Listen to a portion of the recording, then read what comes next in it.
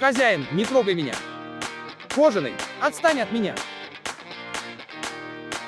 Вот так делай. Ух, вообще норм. Блин, сколько еще это будет продолжаться? Ух, вот так. Я эту расческу ща просто разорву. Говорила же подруга, воспитывай своих кожаных вовремя. Не послушался ее, а теперь приходится терпеть все это. Понравилось это видео? Ставь лайк, поделись со своими кожаными друзьями. И не забудь подписаться. Пока-пока. Вообще норм.